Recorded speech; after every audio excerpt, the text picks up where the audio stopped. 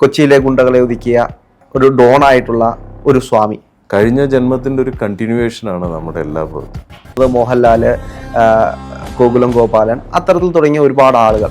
അതിനോടൊപ്പം തന്നെ മോദിയുമായിട്ടുള്ള അടുത്ത ബന്ധം, രഹസ്യ ക്രിയകൾ അങ്ങനെ ആർക്കെങ്കിലും പറഞ്ഞു കൊടുക്കുന്നുണ്ടോ? അദ്ദേഹം ഒരു അഘോരിയായ. അപ്പൊ അങ്ങ് അഘോര സമ്പ്രദായത്തിൽ നിന്നാണോ വരുന്നത്? ഇപ്പോ എന്നിങ്ങനെ നോക്കിയിട്ട് പോവല്ലേ എന്ന് ചോദിച്ചു. ശരിയെന്ന് പറഞ്ഞാൽ അങ്ങനെ അങ്ങ് പോയതാ. പിന്നെ പോവാണോ ചോദിച്ചാൽ അപ്പോഴേ പോയി. പിന്നെ ചെന്നെത്തുന്നത് എങ്ങനെയാണ് അറിയാത്ത ഒരാളുടെ കൂടെ പോകാൻ തോന്നുന്നത്? അതാണ് ആ പവർ.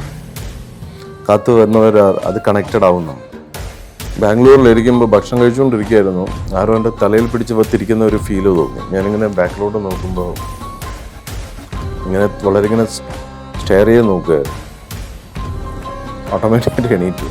ഒരു ദൗത്യത്തിൻ്റെ ഭാഗമായിട്ട് എത്തിയത് തന്നെയാണ് എന്നെ അവിടെ നിന്ന് കൊണ്ടുപോകുന്നത്. പിന്നെ കാണുന്നത് മഹേശ്വരൻ്റെ കവാടം എന്നറിയപ്പെടുന്ന ഹിമാലയ സാനുക്കൾ. പോകുന്ന വഴിക്ക് ഇന്ന് അബാക്കിന് പുതിയൊരു അതിഥിയാണ് സ്വാമി ഹിമവൽ മഹേശ്വര ഭദ്രാനന്ദ. നമസ്കാരം സ്വാമി. എനിക്കൊന്നു കേരളത്തിലെ ജനങ്ങൾക്ക് തോക്കുസ്വാമി എന്ന് പറഞ്ഞെങ്കിൽ മാത്രമേ അറിയുകയുള്ളൂ. കേരളത്തിൻ്റെ സമരങ്ങളിൽ ഒരുപാട് വട്ടം വന്നു പോയിട്ടുള്ളൊരു മുഖം, ഒരുപാട് വിവാദങ്ങളിൽ പെട്ടുപോയിട്ടൊരാൾ. അതിനപ്പുറത്തേക്ക് കേരളത്തിലെ എനിക്ക് തോന്നുന്നു പല അജണ്ടകൾക്കും അപ്പുറത്ത് നിന്ന് പ്രയത്നിക്കുന്ന ഒരാൾ. ഒരു നെഗറ്റീവ് ഷെയ്ഡാണ് കേരളത്തിലെ ഏറ്റവും കൂടുതൽ ആളുകൾ, മാധ്യമങ്ങൾ അങ്ങേക്ക് തന്നിട്ടുള്ളത്. ഇപ്പോൾ പലരും ഇവിടുത്തെ ഗുണ്ടാ തലവന്മാരോടൊപ്പമൊക്കെയാണ് അങ്ങേ ഉപമിക്കുകയാണെങ്കിൽ പോലും ഞാൻ കണ്ടിട്ടുള്ള അങ്ങയുടെ ഇൻ്റർവ്യൂസിലെല്ലാം എല്ലാവരും പറയുന്നത് കൊച്ചിയിലെ ഗുണ്ടകളെ ഒതുക്കിയ ഒരു ഡോണായിട്ടുള്ള ഒരു സ്വാമി. അങ്ങനെയാണ് പലരും അങ്ങേ ഒരു നറേഷൻ തന്നിട്ടുള്ളത്. യഥാർത്ഥത്തിൽ അങ്ങ് ആരാണ്? ഞാൻ ആരെയും ഒതുക്കിയിട്ടൊന്നുമില്ല. ഞാനൊരു സാധാരണ ഒരു മനുഷ്യൻ, അത്രേ ഉള്ളൂ. ഒരു സ്വാമി. സ്വാമിമാരെ പറ്റി നമ്മൾ എപ്പോഴും നോക്കുമ്പോൾ വളരെ സൗമ്യമായി സംസാരിക്കുന്ന, അല്ലെങ്കിൽ ആ ഒരു ഭാവത്തിലിരിക്കുന്ന ആളുകളെയാണ് നമ്മൾ പലപ്പോഴും കാണാറുള്ളത്. പക്ഷേ അങ്ങയെ സംബന്ധിച്ച് അങ്ങൊരു അഗ്രസീവാണ്. പല കാര്യങ്ങളും അഗ്രസീവായിട്ടാണ് സംസാരിക്കുന്നതും പെരുമാറുന്നതുമെല്ലാം. അതെന്തുകൊണ്ടാണ്? അഗ്രസീവ്നെസ് എന്ന് പറയുന്നത് ഇപ്പം ഞാൻ അങ്ങയുടെ മുന്നിൽ സംസാരിക്കുന്നു, അങ്ങ് എങ്ങനെ എന്നോട് റെസ്പോണ്ട് ചെയ്യുന്നു അനുസരിച്ചിട്ടാണ് ഞാൻ തിരിച്ച് റിയാക്ട് ചെയ്യുന്നത്. ഒരു അഗ്നി നമ്മളിലേക്ക് വരുമ്പോൾ നമ്മൾ കൈ പെട്ടെന്ന് വലിച്ചെടുക്കുന്നു. ഒരു വണ്ടി ഇടിക്കാൻ വരുമ്പോൾ നമ്മൾ അതിനെ ഒഴിഞ്ഞു മാറുന്നു. റെസ്പോൺസീവായിട്ടുള്ള ഒരു റിയാക്ഷൻ നമ്മളിൽ നിന്നുണ്ടാകുന്നത് ബേസ്ഡ് ഓൺ സർട്ടൻ ആക്ഷൻസ് അല്ലേ. ആക്ഷനും റിയാക്ഷനും ഉണ്ട്. അപ്പോൾ റിയാക്ട് ചെയ്യണമെങ്കിൽ ആ ആക്ഷനെ ബേസ് ചെയ്തിട്ട് വരുന്ന ഒരു റിഫ്ലക്ഷനാണ്. നമ്മുടെ ബ്രെയിൻ എത്രമാത്രം ഫാസ്റ്റായിട്ട് ആ ഇമ്പൾസ് എല്ലാം കൊടുക്കുന്നതിനനുസരിച്ച് അതിന് മുമ്പ് നമ്മളുടെ ഓറ സെൻസ് ചെയ്യുന്ന ഒരു 5 ഓറിക് ബോഡി ചക്രാസിലേക്ക് ആ എനർജിയും ഇത് പാസ് ചെയ്ത് അത് കഴിഞ്ഞിട്ടുണ്ടാവുന്നതാണ് ആ റിയാക്ഷൻ. ഒരാൾ വരുമ്പോൾ ഒരാളുടെ എനർജിയെ നമുക്ക് സെൻസ് ചെയ്യുമ്പോൾ അവരുടെ ഇൻറ്റൻഷൻസ് മനസ്സിലാക്കുമ്പോൾ നമ്മൾക്കതിൽ പ്രതികരിക്കേണ്ടി വരും. അല്ല, ഇത്രയും അഗ്രസീവൊക്കെ ആണെങ്കിലും കേരളത്തിലെ ജനങ്ങൾ ഇപ്പോഴും ഒരു രഹസ്യ മനുഷ്യനെ പോലെയാണ് അങ്ങനെ നോക്കിക്കാണുന്നത്. കേരളത്തിലെ വലിയ വലിയ ആളുകൾക്ക്, അറിയപ്പെടുന്ന ആളുകൾക്ക്, പല തലത്തിലും ഇരിക്കുന്ന ആളുകൾക്ക് രഹസ്യക്രിയകൾ പറഞ്ഞു കൊടുക്കുന്ന ഒരു ഗുരു.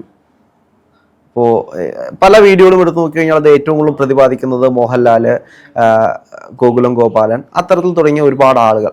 അതിനോടൊപ്പം തന്നെ മോദിയുമായിട്ടുള്ള അടുത്ത ബന്ധം. ഇങ്ങനെയൊക്കെയാണ് അങ്ങേ നരേറ്റ് ചെയ്യപ്പെടുന്നതും, അല്ലെങ്കിൽ ആ രഹസ്യ സ്വഭാവം, ഒരു മിസ്റ്ററി എപ്പോഴും അങ്ങയുടെ ഉള്ളിലേക്ക് അല്ലെങ്കിൽ അങ്ങയെ പുറത്തേക്ക് കാണിക്കുന്ന ആ രീതിയിലാണ്. യഥാർത്ഥത്തിലൊരു രഹസ്യ ക്രിയകൾ അങ്ങനെ ആർക്കെങ്കിലും പറഞ്ഞു കൊടുക്കുന്നുണ്ടോ? ഓരോരുത്തർക്കും ഓരോന്ന് അവകാശപ്പെട്ടിട്ടുണ്ട്. ചില കാര്യങ്ങൾ നമ്മളിലേക്ക് എത്തുന്നത് ചിലവർക്ക് നൽകാൻ വേണ്ടിയിട്ടുള്ളതാണ്. ഓരോ ആൾക്കാർക്കുമുള്ള ഞാനൊരു പോസ്റ്റ്മാൻ പോലെ, അല്ലെങ്കിൽ കുറേ കൊറിയർ സാധനങ്ങൾ എൻ്റെ കയ്യിൽ വന്നിട്ടുണ്ട്. യൂണിവേഴ്സ് തന്നിരിക്കുന്നതാണ്. അത് ഓരോരുത്തരുടെ പേരിൽ തന്നിരിക്കുന്ന സാധനം ഓരോരുത്തർക്ക് എത്തിച്ചു കൊടുക്കുക. ചിലത് ഡയറക്റ്റ് എത്തിക്കും, ചിലത് ഇൻഡയറക്റ്റായിട്ട് എത്തിക്കും. അത് എത്തിക്കുക എന്നുള്ളത് നമ്മുടെ ഒരു നിയോഗമാണ്. അതിൽ പ്രത്യേകിച്ച് എനിക്കൊരു റോളും ഇല്ല. എൻ്റെ കിട്ടുന്ന ഒരു സാധനം അവരുടെ പേര് മാച്ചാണോ എന്ന് നോക്കും, ഡെലിവറി ചെയ്യുന്നു. അത് തന്നതൊരു ശക്തി. ആ ശക്തി ആരില്ലെങ്കിലും അർഹതയുള്ളവരാണോ എന്നുള്ളതും തീരുമാനിക്കുന്ന മേളത്തെ ശക്തി തന്നെ. അതിനൊക്കെ അവരുടെ അടുത്ത് നിന്ന് കിട്ടുന്ന ക്യാരി ചെയ്ത് അപ്പുറത്ത് കൊടുക്കുന്നു. അതിൽ എനിക്ക് പ്രത്യേകിച്ച് ക്ലെയിം ചെയ്യാൻ ഞാനൊരു വലിയ അതാണ് ഇതാണെന്ന് എനിക്ക് പറയാൻ അവകാശമില്ല. അങ്ങനെ അവകാശപ്പെട്ട് കഴിഞ്ഞാൽ അത് ശരിയുള്ള കാര്യമല്ല. ഇപ്പം ഓരോ പേരുകൾ അങ്ങ് പറഞ്ഞു, ചില വ്യക്തികളെ ഡയറക്റ്റായിട്ട് അത് എത്തിച്ചു കൊടുക്കാൻ സാധിച്ചിട്ടുണ്ട്, എത്തിക്കേണ്ട നിയോഗമായിരുന്നു. ചിലവരെ ഇൻഡയറക്റ്റായിട്ട് ചില കാര്യങ്ങൾ എത്തിക്കേണ്ടതായിട്ടുണ്ട്, അതങ്ങനെ ചെയ്യണം. അങ്ങൊരു സന്യാസിയാകുന്നത് എപ്പോഴാണ് അങ്ങക്ക് ഈ ഒരു സ്പിരിച്വാലിറ്റിയിലേക്ക് അല്ലെങ്കിൽ ഇന്ന് കാണുന്ന ഒരു അവസ്ഥയിലേക്ക് എത്താൻ ഒരുപാട് നാളത്തെ യാത്രകളുണ്ട്. എങ്ങനെയാണ്, എവിടെ നിന്നാണ് തുടക്കം? തുടക്കവും ഒടുക്കവും ഇതിനില്ല. കഴിഞ്ഞ ജന്മത്തിൻ്റെ ഒരു കണ്ടിന്യൂവേഷനാണ് നമ്മുടെ എല്ലാ ബർത്തും. അപ്പം നമ്മളുടെ ഇപ്പോൾ ഓരോ തരത്തിലുള്ള അവസ്ഥകൾ, അറിവുകൾ നമ്മൾ ഈ ജന്മത്തിൽ പ്രകടമാക്കുന്നത് നമ്മളുടെ ആത്മാവിനെ ഏത് ചക്രമണ്ഡലത്തിൽ വെച്ച് വെടിവെച്ചുവിനെ ആശ്രയിച്ചിരിക്കും. ഈ ആജ്ഞയിലും വെച്ചിട്ടാണ് നമ്മൾ വെടിവെച്ചിട്ടുണ്ടെങ്കിൽ നമ്മൾ ഈ ജന്മം ജനിക്കുമ്പോൾ നല്ലൊരു സ്കോളറായിട്ടായിരിക്കും, അത്രയും നോളജ് ഉള്ള ആളായിട്ടായിരിക്കും. നമുക്ക് will be able to give good answer, അല്ലെങ്കിൽ അതുപോലെ പലതും പ്രവർത്തിക്കാനും പ്രതികരിക്കാനൊക്കെ പറ്റുന്ന ഒരു ആ സ്പേസ് ഉണ്ടാവും. മൂലാധാരത്തിൽ അതിന് താഴോട്ടുള്ള ഇതിലാണെങ്കിൽ അതിനനുസരിച്ചിട്ടുള്ള സ്വഭാവ വ്യത്യാസങ്ങളും വിശേഷണങ്ങളും ഒക്കെ ഉണ്ടാവും. മൂലാധാരത്തു നിന്നാണ് എജക്റ്റ് ആവുകയാണെങ്കിൽ അതിൻ്റെതായ ദൂഷ്യഫലങ്ങളുണ്ടാവും. സ്വാധിഷ്ഠാനം എന്നാണെങ്കിൽ ഭീരുത്വവും അങ്ങനത്തെ കാര്യങ്ങളുണ്ടാവും. മണിപ്പുരയിൽ നിന്നാണെങ്കിൽ അതുപോലെ അഹങ്കാരിയും അതുപോലുള്ള ഇതുണ്ടാവും. അനാഹതത്തു നിന്നാണെങ്കിൽ നമ്മൾക്ക് ഒരുപാട് ഈ ലൗസിക്കും കാര്യങ്ങളും അങ്ങനത്തെ പ്രശ്നങ്ങളെല്ലാം ഉണ്ടാവും. വിശുദ്ധയെന്നാണെങ്കിൽ അതുപോലെ തന്നെ ഒരു പവർ റിലേറ്റഡ് ആയിട്ടുള്ള കാര്യങ്ങളിൽ. പക്ഷെ ഇതെല്ലാം ഒരു മനുഷ്യന്റെ ശരീരത്തിലില്ലേ? എല്ലാം ഉണ്ട്. അതുപോലെ തന്നെ ആത്മാവിന് ഇപ്പം അങ്ങ് ചോദിച്ചതിന് ഒരുപാട് കാര്യങ്ങൾ, ഒരുപാട് ഒറ്റ വാക്കിലൊന്നും അത് പറഞ്ഞു തീർക്കാൻ പറ്റില്ല എന്തുകൊണ്ട് ഇങ്ങനെ ആയി എന്ന് ചോദിച്ചാൽ. അതുപോലെ നമ്മുടെ ജീവിതം ഒരു മലയുടെ ഒരു കഷ്ണം പോലെ, മലയിൽ നിന്നൊരു ശില ഒടിഞ്ഞ് പൊറിഞ്ഞ് താഴേക്ക് വീഴുമ്പോൾ അത് കുറേ മൂർച്ചയും മുനയൊക്കെ ഉണ്ട്. അതിങ്ങനെ ഉരുണ്ട് കുറേ മുന പോവും, വീണ്ടും ഉരുണ്ട് എവിടെയെങ്കിലും ചെന്ന് കിടക്കും. വീണ്ടും ഒരു മഴ വരും, അത് വീണ്ടും ഉരുണ്ട് പോവും, വീണ്ടും അത് കുറേ കഴിഞ്ഞ് ഇത് വറ്റുമ്പോൾ അത് അവിടെ കിടക്കും. പിന്നെ അത് പല സ്ഥലങ്ങളിലൂടെയുള്ള ആ വെള്ളത്തിൻ്റെ ഒഴുക്കിനനുസരിച്ച് അത് പോളിഷായി ഒരു മോതിരത്തിൽ വെക്കാൻ പറ്റുന്ന ഒരു നല്ല ഒരു പവിഴക്കല്ല് പോലെ അതോ മറ്റു പോളിഷ്ഡ് ആയിട്ടുള്ള ഒരു ഇതുപോലെ അത് വരും. അതുപോലെ നമ്മുടെ ജീവിതത്തിൽ നമ്മളുടെ അനുഭവങ്ങൾ നമ്മൾ കണ്ടെത്തുന്നത് കാലത്തിനനുസരിച്ചുള്ള മാറ്റങ്ങളിലൂടെ ഉണ്ടാകുന്നത്, അതൊക്കെ ഒരാളെ ഇവോൾവ് ചെയ്യിക്കുന്നതിൻ്റെ ആ ട്രാൻസ്ഫോർമേഷൻ പീരീഡിൽ പലതും വരും. അത് സൊസൈറ്റിക്ക് ഒരു പങ്കുണ്ട്. നമ്മളുടെ വ്യക്തിപരമായ സാഹചര്യങ്ങളും അനുഭവങ്ങൾക്കും ഒരു വലിയൊരു പങ്കുണ്ട്. നമ്മളുടെ സുഹൃത്തുക്കൾക്കും അടുത്തുള്ളവർക്കൊക്കെ പങ്കുണ്ട്. ആ പങ്കെന്ന് വെച്ചാൽ ഒരാളുടെ മാറ്റത്തിന് ഒരുപാട് കാരണങ്ങളുണ്ട്. അപ്പം അങ്ങനെ പൊതുവേ നമ്മൾ ഇത്തരത്തിലുള്ള സന്യാസി വര്യന്മാരൊക്കെ ആണെങ്കിൽ പോലും അവരോട് ചോദിച്ചു കഴിഞ്ഞാൽ അവരുടെ ജീവിതത്തെ മുഴുവനായിട്ടും മാറ്റാൻ കെൽപ്പുള്ള ഒരാളെ കണ്ടുമുട്ടിയതിന് ശേഷമായിരിക്കും ജീവിതം മാറിയത്. അങ്ങനെ ജീവിതത്തിൽ അങ്ങനെ ആരെങ്കിലും കണ്ടുമുട്ടിയിട്ടുണ്ടോ? എൻ്റെ ജീവിതത്തിലെ ഓരോ ആൾക്കാരിലും എല്ലാ ആൾക്കാരും യുണീക്കാണ്, എല്ലാവരും പ്രഷ്യസാണ്. പല മാറ്റങ്ങൾ നമ്മുടെ ജീവിതത്തിലുണ്ടാകും. വളരെയധികം നമ്മളുമായിട്ട് ഇൻട്രാക്ട് ചെയ്യുന്നവർക്ക് ഒരുപാട് നമ്മളെ ഇൻഫ്ലുവൻസ് ചെയ്യാൻ പറ്റും, സ്പിരിച്വലി ആയിക്കോട്ടെ. ഇപ്പം എൻ്റെ ഒരു ഏറ്റവും വലിയൊരു ഇപ്പം അങ്ങ് ചോദിച്ച പോലെ സന്യാസത്തിൻ്റെ ആ ഒരു ഇതിലാണെങ്കിൽ ഞാൻ ബാംഗ്ലൂരിൽ പഠിക്കാൻ പോകുന്ന സമയത്ത് എൻജിനീയറിങ്ങിന് ആ ടൈമിനാണ് എൻ്റെ ഗുരു സ്വാമി ആദിത്യ എന്ന് പറയും. അദ്ദേഹം ഒരു അഘോരിയായിരുന്നു.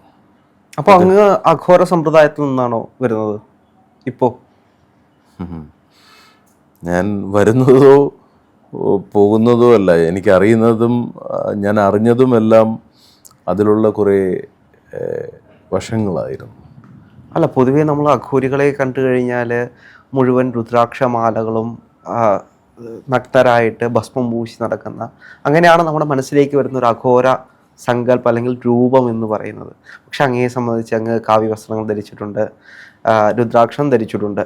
പക്ഷെ അതിനപ്പുറത്തേക്കൊരു സാധാരണ മനുഷ്യനെ പോലെയാണ് സംസാരിക്കുന്നതാണെങ്കിലും മറ്റു കാര്യങ്ങളാണെങ്കിലും. അതെന്തുകൊണ്ടാണ്? വസ്ത്രങ്ങൾക്കപ്പുറമാണ് അവസ്ഥകളും അതുപോലെ തന്നെ ഊർജ മണ്ഡലങ്ങളുമെല്ലാം. ഇന്ന വസ്ത്രം വേണമെന്നുണ്ടോ? ഐഡൻറ്റിറ്റി ഡിസ്ക്ലോസ് ചെയ്യേണ്ട ആവശ്യമുണ്ടോ? എല്ലാത്തിനും പോലീസ് മഫ്റ്റിയിൽ വർക്ക് ചെയ്യുന്നില്ലേ? അവർ പോലീസ് അല്ലാതെ ആവുമോ? എത്രയോ ഭയങ്കര ബ്രില്യൻ്റ് ആയിട്ടുള്ള ഇൻ്റലിജൻസ് ഓഫീസേഴ്സ് നമ്മുടെ ചുറ്റും നടന്നു പോകുന്നു. അവരവരുടെ വർക്ക് ചെയ്തുകൊണ്ടിരിക്കുന്നു. പിന്നെ ഈ നാഗസാധുക്കളെയും അഘോരികളായിട്ട് ആൾക്കാർ ധരിക്കുന്നുണ്ട്. ഭസ്മം പൂശി ഒരു നഗ്നരായി നടക്കുന്നവർ, അത് നാഗസാധുക്കളെന്ന് പറയാൻ ഒരു പോലീസ് വിങ്ങാണ് സന്യാസത്തിൽ. ഒരു പോലീസായിട്ട് കാണാം നമുക്കവർ. അഘോരികൾ വളരെ റയറാണ്. അതുപോലെ തന്നെ പലവർക്കും അറിയാത്ത ഒരുപാട് ഇതുണ്ട്. സ്വാമി എന്ന് പറഞ്ഞാൽ ഒരു സാധനം, സ്വാമി എല്ലാവരും ഇങ്ങനെ ഒരു പാറ്റേൺ പിടിച്ചു പോകുന്നവരുണ്ട്. സിദ്ധപുരുഷന്മാർ, അഘോരികളുണ്ട്. അതുപോലെ തന്നെ നമ്മുടെ ഇതിനകത്ത് പരമഹംസർ എന്ന് പറയുന്നുണ്ട്. നാദസമ്പ്രദായത്തിൽ ഫോളോ ചെയ്യുന്ന ഗ്രൂപ്പുകൾ. അങ്ങനെ ഓരോ കൾട്ടിനെ ബേസ് ചെയ്ത് ഇങ്ങനെ പല രീതിയിൽ അത് പല ഒഴുക്കിലാണ് പോകുന്നത്, പല രീതികളാണ്. അപ്പം ചിലവർ മഠങ്ങളുടെ ഭാഗമായിട്ടിരുന്ന് വർക്ക് ചെയ്യുന്നവർ, അവർ അതിൻ്റെ ഒരു പ്രചാരകരായിട്ട്, ഇപ്പോൾ ശ്രീരാമകൃഷ്ണ മഠത്തിൽ ആ ഒരൊറ്റ സിസ്റ്റം അങ്ങനെ തന്നെ പോകുന്നത്. ശിവഗിരി അതൊരു വേറൊരു സിസ്റ്റമായിട്ട് പോകും. അവിടുത്തെ ആശ്രമത്തിൻ്റെ പത്മന അവിടുത്തെ ആ സിസ്റ്റം അങ്ങനെ പോകുന്നു. കുറച്ച് ഓരോരുത്തരും ഓരോ ലൈൻ പിടിച്ച് ഇങ്ങനെ പോകുന്നവരെയാണ് നമ്മളിവിടെ കാണുന്നത്. അതെ, ഇതിനൊക്കെ അപ്പുറം ഒരുപാട് തലങ്ങൾ, ഒരുപാട് രീതികളുണ്ട്. കമ്മ്യൂണിറ്റി സ്വാമിമാരെന്ന് പറഞ്ഞ് കുറേ പേരുണ്ട്. അവരൊരു കമ്മ്യൂണിറ്റിയുടെ സ്വാമി. ഇപ്പോൾ കർണാടകയിലേക്ക് ഇടിഗ, ഒക്കലിംഗ, ലിംഗായത്ത്, കമ്മ്യൂണിറ്റിയിൽപ്പെട്ട ആളുകളുടെ മാത്രം ഒരു കൂട്ടം സ്വാമി. അവർക്കൊരു സ്വാമിയുണ്ട്, ഒരു ഹെഡുണ്ട്. അവരുടെ അറിവിൻ്റെ തലത്തിൽ നിന്നാണ് അവർ ഓരോരുത്തർക്കും ക്ലാസ് കൊടുക്കുക. അപ്പോൾ അവർ ആ സ്വാമി പറയുന്നതേ കേൾക്കുള്ളൂ. പക്ഷേ അപ്പോൾ അങ്ങനെ വരും. പിന്നെ അതുപോലെ തന്നെ ഇവിടെ കോർപ്പറേറ്റ് ഗുരുസ് ഉണ്ട്, അവരെയും സ്വാമി എന്ന് വിളിക്കുന്നുണ്ട്. ഓൺലൈനിൽ ഒരുപാട് ഗുരുക്കൾ വരുന്നുണ്ട്. കുറേ പേര് സ്റ്റോറി ടെല്ലേഴ്സ് ഉണ്ട്. കുറേ ബുക്കുകൾ ഇതൊക്കെ വായിച്ചിട്ട് ചാനലുകളിലും, പിന്നെ അവരുടെ മാർക്കറ്റിംഗ് ടീമിൻ്റെ, പിന്നെ എങ്ങനെ അവരതിനെ ബിസിനസ് ചെയ്യുന്നു എന്നുള്ള രീതിയിലേക്ക് വരുമ്പോൾ അതൊരു ബിസിനസ് സ്റ്റൈലിൽ തന്നെ അത് പോകുന്നവരുണ്ട്. എല്ലാത്തിലും ഒരു ബിസിനസ് ഉണ്ട്. എനിക്കൊന്നും പറയാനാണെങ്കിൽ ഒരുപാടുണ്ട്. പക്ഷെ നമ്മൾ ഇതിലേക്ക് മടങ്ങി വരികയാണെങ്കിൽ ആദിത്യയെ കണ്ട ഒരു മൊമെന്റ്, എങ്ങനെയാണ് ലൈഫിൽ ട്രാൻസ്ഫോർമേഷൻ ഉണ്ടായെന്ന്? ബാംഗ്ലൂരിൽ ഇരിക്കുമ്പോൾ ഭക്ഷണം കഴിച്ചുകൊണ്ടിരിക്കുകയായിരുന്നു. ആരോ എൻ്റെ തലയിൽ പിടിച്ച് പത്തിരിക്കുന്ന ഒരു ഫീല് തോന്നി. ഞാനിങ്ങനെ ബാക്കിലോട്ട് നോക്കുമ്പോൾ ഗുരുവിൻ്റെ മുഖമാണ്. അദ്ദേഹം വളരെ ഇങ്ങനെ സ്റ്റെയർ ചെയ്ത് നോക്കുകയായിരുന്നു. ഓട്ടോമാറ്റിക്കായിട്ട് എണീറ്റു. എന്നിങ്ങനെ നോക്കിയിട്ട് പോവുമല്ലേ എന്ന് ചോദിച്ചു. ശരിയെന്ന് പറഞ്ഞാൽ അങ്ങനെ അങ്ങ് പോയതാ. പിന്നെ ചോദിച്ചാൽ അപ്പോഴേ പോയി. പിന്നെ ചെന്നെത്തുന്നത് എങ്ങനെയാണ് അറിയാത്ത ഒരാളുടെ പോകാൻ തോന്നുന്നത്? അതാണ് ആ പവർ. കാത്തു വന്നവർ അത് കണക്റ്റഡ് ആവും. നമ്മൾ ഇപ്പോഴും ആ പറയുമ്പോൾ എനർജി ഫീൽ ചെയ്യും. ഇവിടുന്ന് കൊണ്ടുപോകുന്നത് അത് സ്വാമി ആദിത്യയുടെ രൂപത്തിൽ വന്നെങ്കിലും അത് എനിക്കതെൻ്റെ മഹാദേവനായിട്ട് മാത്രമേ ഞാൻ കരുതുന്നുള്ളൂ. അല്ലെങ്കിൽ എൻ്റെ ബാബ ശിവനായിരുന്നു. അങ്ങനെ എനിക്ക് വിശ്വസിക്കാൻ പറ്റുള്ളൂ. ഇപ്പം ഞാൻ ശിവനാണ് എന്ന് പറഞ്ഞാൽ നമ്മുടെ ആൾക്കാർ ക്രിട്ടിക്സ് പറയും, നിനക്ക് ഭ്രാന്താണ്, യവൻ ഭ്രാന്ത്, എന്ത് വട്ടത്തരം പറയുന്നത്. അത് നമ്മുടെ അനുഭവമാണ്. അവിടുന്ന് ഒരു ദൗത്യത്തിൻ്റെ ഭാഗമായിട്ട് എത്തിയത് തന്നെയാണ് എന്നെ അവിടുന്ന് കൊണ്ടുപോകുന്നത്. പിന്നെ കാണുന്നത് മഹേശ്വരൻ്റെ കവാടം എന്നറിയപ്പെടുന്ന ഹിമാലയ സാനുക്കളിൽ പോകുന്ന വഴിക്ക്